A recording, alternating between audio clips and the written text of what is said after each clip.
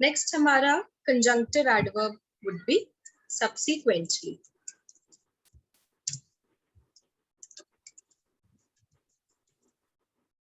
कभी हम कोई इंसिडेंट, कोई इवेंट के बारे में रिपोर्ट करते हैं और वो बीत चुका है, दैट हैज ऑलरेडी हैपेंड, और उसके बाद का हम कोई स्टोरी या कुछ कॉन्वर्जेशन पुट अप करना चाहते हैं, now after this, after something, तो हम लगाएंगे सब्सिक्वेंटली. एक हमने कॉन्सिक्वेंटली देखा था, that was based on some consequences and actions. Subsequently भी वही है, कोई एपिसोड, कोई इंसिडेंट हुआ, उसके बाद की बात हो रही है, सो हम इसे यूज करते हैं. मैं एग्जाम्पल भी लिखती हूँ.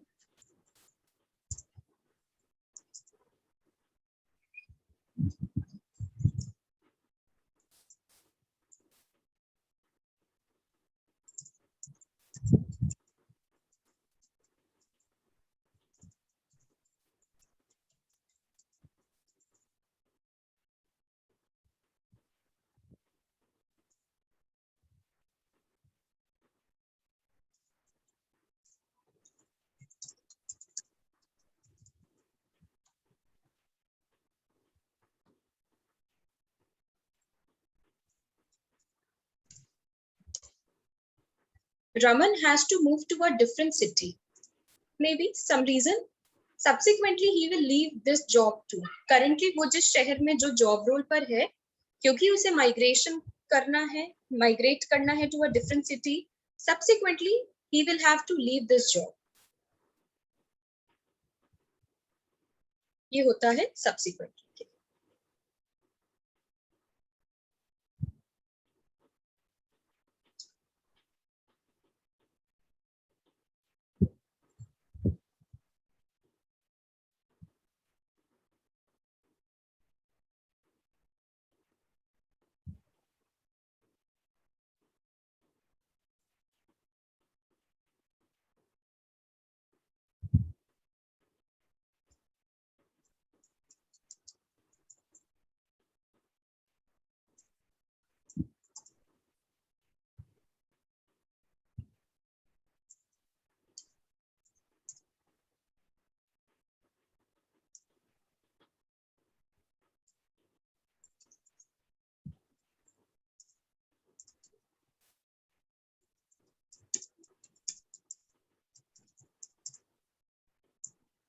हम इसका इस्तेमाल कम करते हैं, nevertheless. कई बार क्या होता है ना, अच्छे इंग्लिश स्पीकर्स को भी बहुत सारे वर्ड्स, बहुत सारे रूल्स पता ही नहीं होते. nevertheless, nonetheless, henceforth हम भी बहुत कम यूज करते हैं, तो करना चाहिए.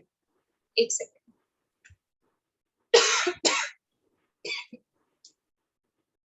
तबीयत ठीक नहीं है? नहीं ठीक है, एकदम से चोक हो गया, पता नहीं.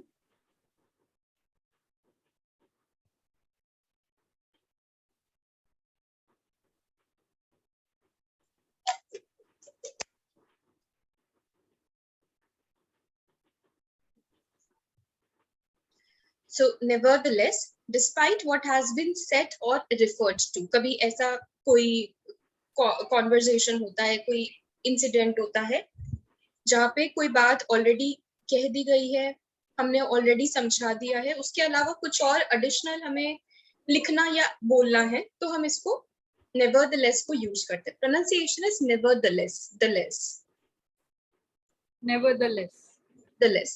हाँ.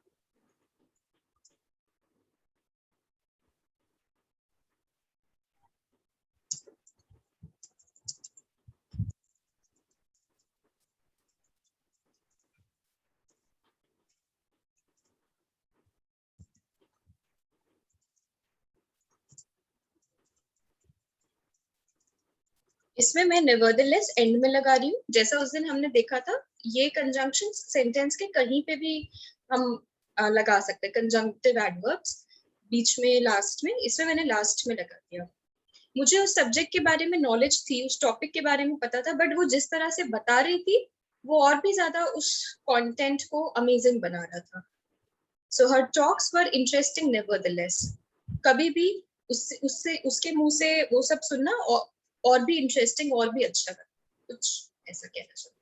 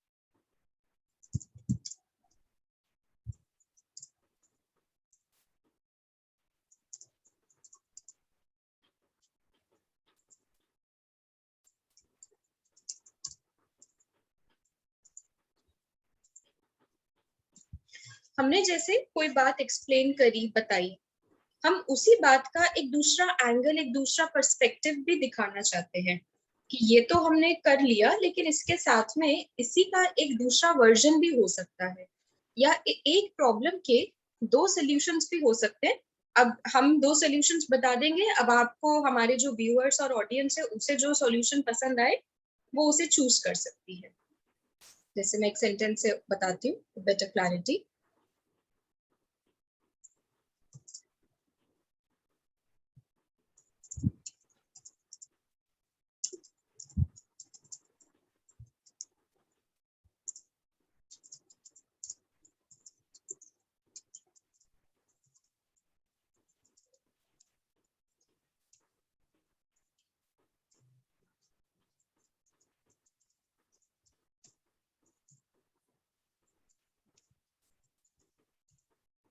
कुछ ऐसा भी लिख सकते हैं कि करण ने अपनी तरफ से सारी इंफॉर्मेशन बता दी, लेकिन फिर भी आपको अगर क्रॉस चेक करना है या और एडिशनल इसमें कुछ ऐड ऑन करना है, तो आप इस XYZ वेबसाइट से भी इंफॉर्मेशन ले सकते हो।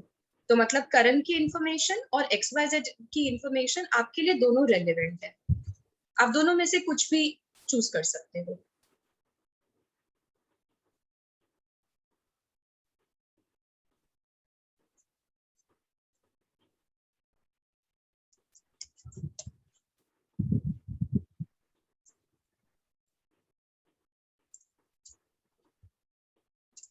जैसे हमने therefore और so लगाया था, hence भी लगाया था, वैसे ही हम thus भी लगा सकते हैं। That will refer to some kind of cause or action. मैं वही पूछने लगी थी, हेंस और ये सिमिलर ही रहते हैं। सिमिलर मैं भी एक नीचे नोट भी लिख दूंगी, जैसे आपको क्लैरिटी रहे कि दस का यूज किसके सिमिलर हो सकता है।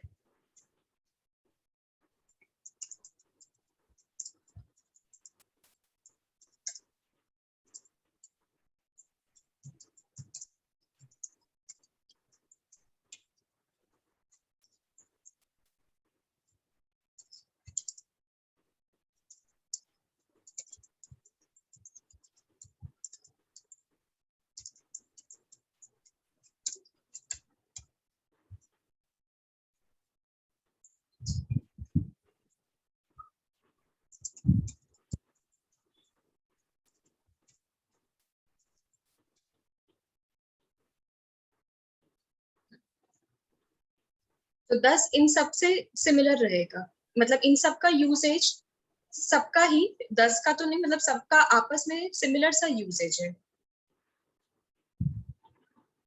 अब कुछ जब हमको कुछ एग्जाम्पल देने होते हैं,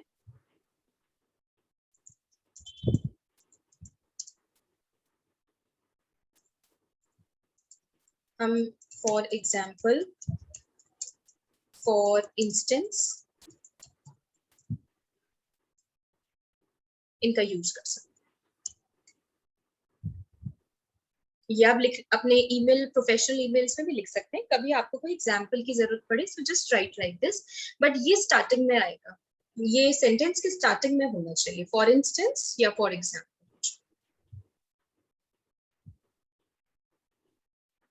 एक वो दैट इज भी तो होता है ना, आई और ई करके। हाँ, आई ई वाला, I.E वाला, हाँ वो भी इसी का ही है, I.E for example, but that is, वो भी एग्जाम्पल को ही डिनोट करेगा। मैं नॉर्मली उसको यूज करती हूँ। हाँ, I.E लगा सकते हैं, अगर लंबा ईमेल है, आपके पास टाइम कम है, तो आप I.E लगा लीजिए, nobody will stop you। अगर टाइम है थोड़ा, ईमेल भी शॉर्ट है और किसी सीनियर को जा रहा है, फिर कोशिश कीजिए फुल फॉर्म्स यूज करने की, ज्यादा से ज्यादा, मतलब ASAP भी नहीं, EOD भी नहीं, पूरा पूरा end of the day, as early as possible, ऐसे फुल फॉर्म्स लिखिए। और वैसे भी आजकल ये जीमेल में, आउटलुक में हमें ऑटो स्पेल चेक का ऑप्शंस मिल जाते हैं, ऑटो टाइपिंग के भी मिल जाते हैं, तो टाइपिंग उससे फास्ट हो जाती है, कि अगर आपको लग रहा है टाइम कम है, बहुत सारा काम है, you can use that tool too. But हाँ, ये मैं अपने ना कॉलेज स्टूडेंट्स को भी सिखाती हूँ। उस दिन भी एक किसी ने सवाल पूछा, तो मैं कुछ कॉर्पोरेट जार्गन सिखा रही थी, तो मैंने बताया कि कुछ शॉर्ट फॉर्म्स होते हैं, जैसे EOD हुआ, ASAP हो गया, IJP हो गया, तो मैंने कहा लेकिन इनको कभी ईमेल में अपने सीनियर को मत लिखना, तो एक स्टूडेंट ने पूछा तो मैम सीनियर जूनियर को लिख सकता है? मैंने कहा हाँ सीनियर लिख सकता है, जूनियर नहीं लिखेगा। मैम ये तो गलत बात है, ये क्या बात होती है? अरे उनको एथिक्स नहीं पता, ईमेल एथिक्स, ईमेल एटिकेट, वो क्यों नहीं लिख रहे फुल फॉर्म्स? मैंने कहा देखो, मैंने फिर एग्जांपल ऐसे दिया, मैंने कहा अच्छा आपके मम्मी पापा आपसे सबसे क्लोज हैं, क्या आप उन्हें तू करके बुलाते हो? बोले नहीं। क्या वो आपको तू करके बुलाते? कहते हैं हाँ। मैंने कहा बस, सीनियर जूनियर में कहीं ना कहीं एक थिन लाइन डिफरेंस तो रहेगा, फिर क्या फर्क हो गया उनकी डेजिग्नेशन का?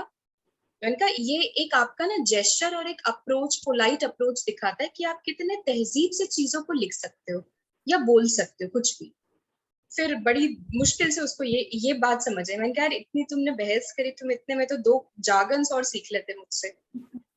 वही ना, अभी स्टूडेंट लेवल पे होते हैं ना, उनको थोड़ा समझना इन चीजों को अलग सा लगता है। उनको ये भी अभी अलग लगता है कि नाम से क्यों बुलाते हैं, वो तो बड़े हैं ना, तो फर्स्ट नेम से क्यों बुलाते हैं? इसे समझाना पड़ता है। नहीं कोई बात नहीं, स्टार्टिंग में लगता है नया, हमारे लिए भी नया था, बट हैबिचुअल हो जाता है फिर। तो एक्सेप्ट कर लो, कुछ नया है, accept it, don't doubt on it.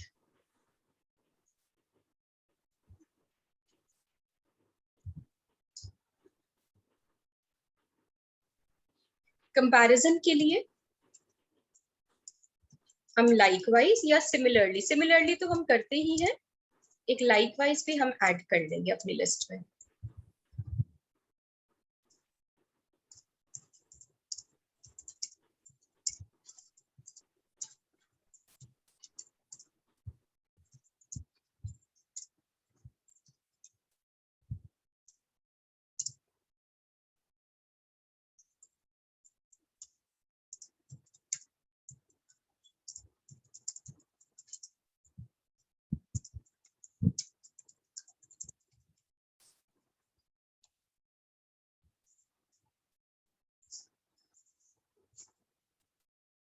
तो यहाँ पे लाइकवाइज की जगह हम सिमिलरली भी लिख सकते थे, एक ही मीनिंग होता।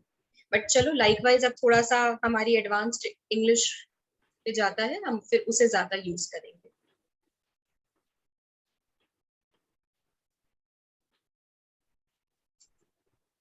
एक एग्जाम्पल और लिख देती हूँ इसी का।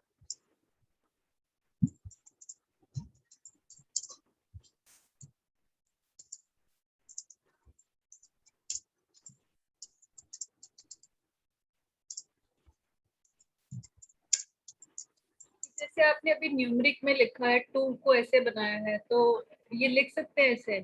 नहीं, इसको कहते हैं आलस। क्योंकि वही मेरे को एक बार किसी ने डांटा था, किसी सीनियर ने, मैंने इसलिए आपको पूछा है चीज। बिल्कुल बिल्कुल, इसको आलस कहते हैं।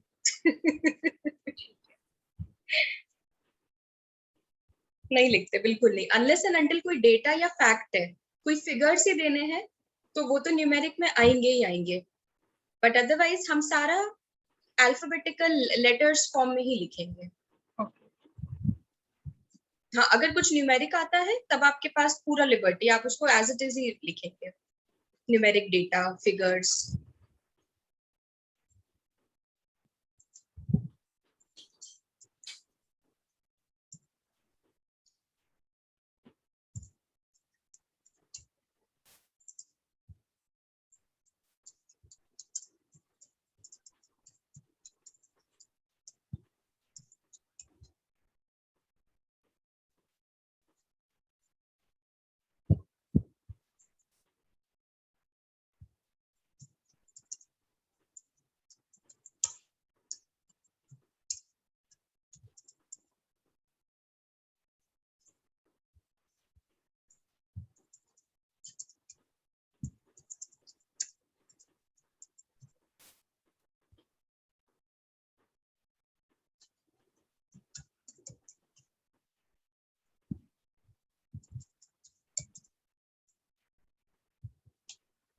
जिसमें हमें कोई confusion, second opinion, second thought रखना ही नहीं है, कोई डाउट नहीं है, एब्सोल्यूट क्लैरिटी।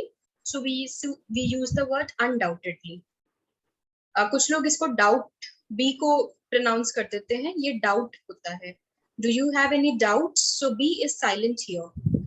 जैसे हमने DEBT देखा था, उसमें भी बी साइलेंट था, डेट या debtors.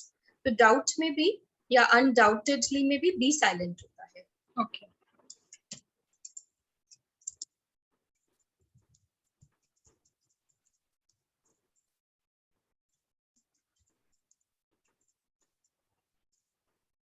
Eventually, as the name suggests, कोई पर्टिकुलर इवेंट है जिसकी बात हो रही है और उससे निकल के कुछ और आया है सामने, कोई रिजल्ट्स, कोई नए प्लान्स, कोई नए actions. That's where we are using eventually.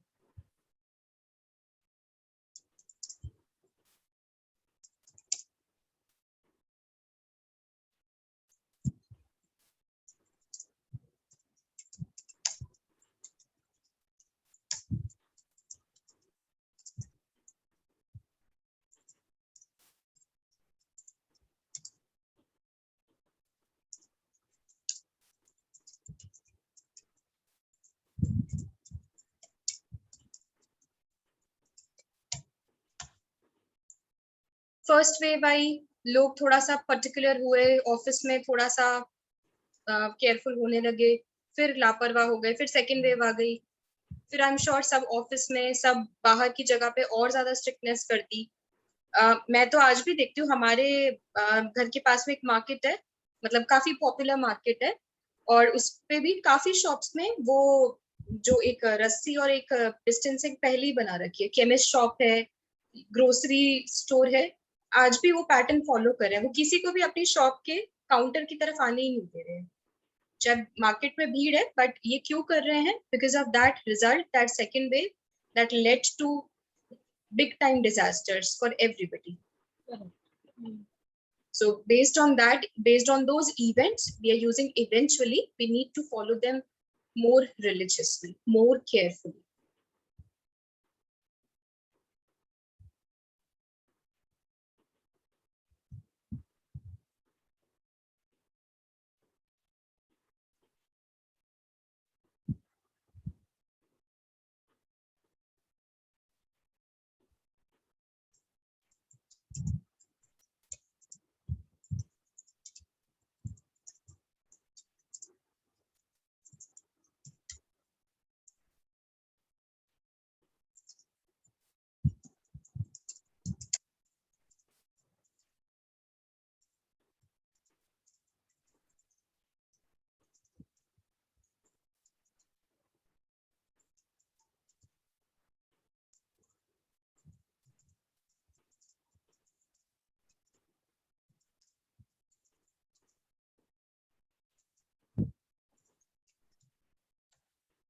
Fortunately भी इजी है. हम जब अपने फॉर्च्यून या गुड लक के बारे में कुछ कहते हैं, लकीली भी कह सकते हैं फॉर्चुनेटली के साथ में, बट लकीली हम प्रोफेशनल उसमें लिखते नहीं है. ईमेल राइटिंग में हम फॉर्चुनेटली वर्ड ही लिखेंगे. लकीली हम अपने कॉन्वर्जेशन में बोल सकते हैं. Just to replace the word fortunately, I can say luckily I got one more chance. मैंने अभी पहले nevertheless बताया था, उसी के जैसा मैं nonetheless भी यूज कर सकती हूँ.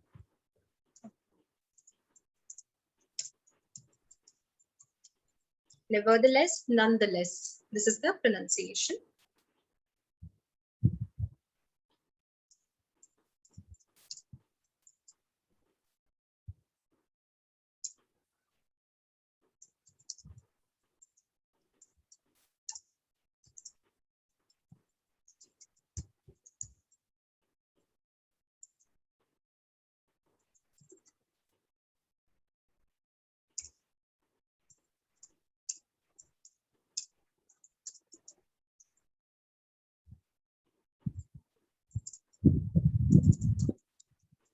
ये ऐसी अफगानिस्तान अफगानिस्तान बहुत चल रहा है ना आजकल, माइंड में वो बहुत घूमता है.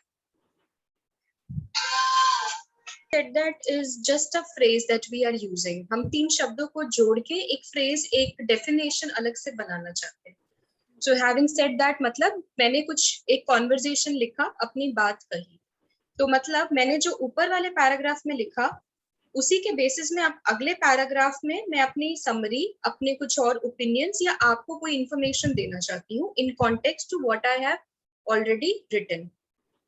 तो जैसे हम इन कॉन्टेक्स्ट टू भी बोलते हैं, in context to my last conversation with you, या having said that earlier also, having mentioned that earlier also, I want to continue with more points, or having said that earlier as well, I want to know your opinions on our last conversation. मैं लिख देती हूँ एक sentence आपके लिए.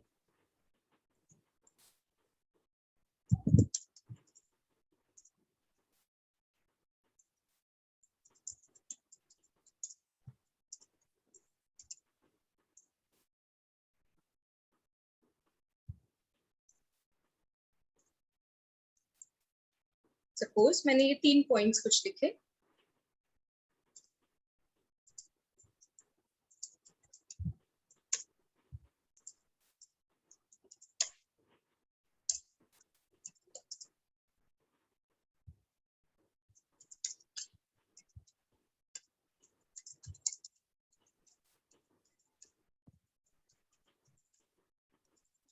कुछ ऐसा, मतलब अगर आप ईमेल में यूज करेंगे ना तो इसका कुछ ऐसा फॉर्म में आप इसको इम्प्लीमेंट कर सकते हैं कि आप पहले अपनी बात कह दीजिए जो आपको बताना है, कोई डेटा शेयर करना है, कोई इंफॉर्मेशन देनी है, या कोई पिछली कॉन्वर्सेशन की ही बात कंटिन्यू करनी है, वो लिख दीजिए.